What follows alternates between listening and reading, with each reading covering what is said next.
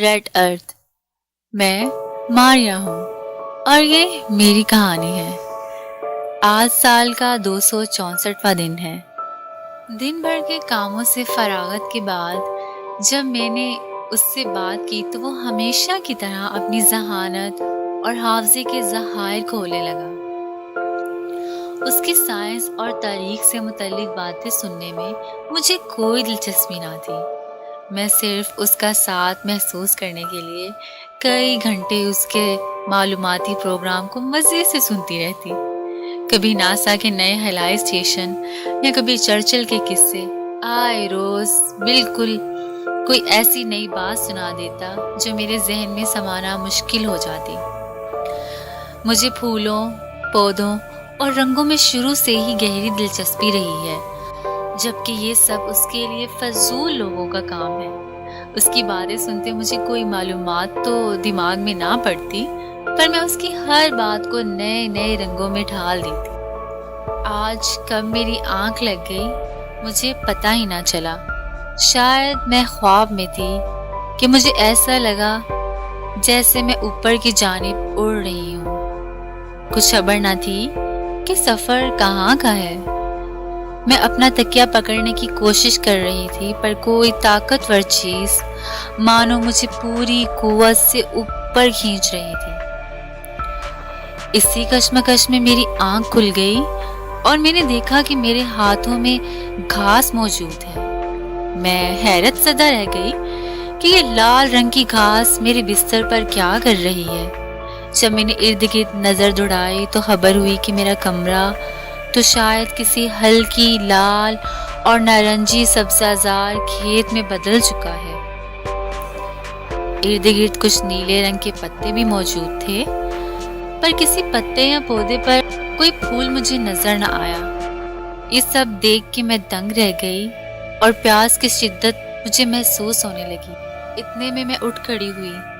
جب میں نے ارد گرد کا جائزہ لیا تو مجھے معلوم ہوا کہ میں ایک بہت بڑے اور سنسان بیابان میں موجود ہوں۔ ہوا میں پتوں کی خوشبو پھیلی ہوئی تھی اور فضا میں ہلکی گرم ہوا چل رہی تھی، جس سے مجھے پیاس کی طلب ہونے لگی۔ خیر میں کچھ سمجھنے کی کوشش میں آگے چل دی۔ مجھے دور سے ہلکی موسیقی کی آوازیں آ رہی تھی۔ میں اس آواز کا پیچھا کرتی گئی۔ وہ آواز اب میرے کافی قریب آ گئی۔ بہت بلند جھاڑیوں کے پیچھے سے وہ آواز میں صاف سن سکتی تھی۔ ایسی موسیقی جس نے مجھے پیاس کا مزید احساس دلایا۔ میرے کان اس آواز کو اور قریب سے سننے کے لیے میرے چہرے سے نیچے اترنا چاہتے تھے۔ میں خوفزدہ بھی تھی کہ کہیں جھاڑیوں کے پیچھے کوئی ایسی خطرناک چیز نہ ہو جو مجھ پر حملہ آور ہو کر مجھے نقصان پہنچا سکے۔ پر اس دلکش آواز میں گم ہو کر میں خود کو روک نہ پائی اور میں نے اچانک جھاڑیوں کو ہٹایا۔ دیکھتی کیا ہوں کہ ایک پانی کا خوبصورت نیلا چشمہ ہے۔ پانی اس چشمے میں جب ایک جگہ سے دوسری جگہ لہر کی طرح حرکت کرتا تو موسیقی پیدا ہونے لگتی۔ پانی کی اس خوبصورت ادا کو دیکھ کر میں نے گمان کیا کہ اس پانی کا ذائقہ بھی اتنا ہی مزیدار ہوگا جتنی اس کی آواز میں۔ میں نے اپنا ہاتھ مسلسل حرکت کرتے پانی میں ڈالا اور ایک گھونٹ بھر لیا۔ اس کے بعد مجھے احساس ہوا کہ مجھے نہ بھوک لگی نہ پیاس۔ میں حیران تھی کہ یہ کون سی جگہ ہے۔ زمین لال، ہوا گرم، چھوٹے چھوٹے پانی کے چشمے اور کوئی انسان نہ ہی کوئی پرندہ۔ مجھے ہلکا ہلکا یاد آ رہا تھا کہ میں نے کسی سے ایسی جگہ کے بارے میں سنا ہے۔ یہ تو ریڈ ارتھ ہے۔ میں کہاں آ گئی؟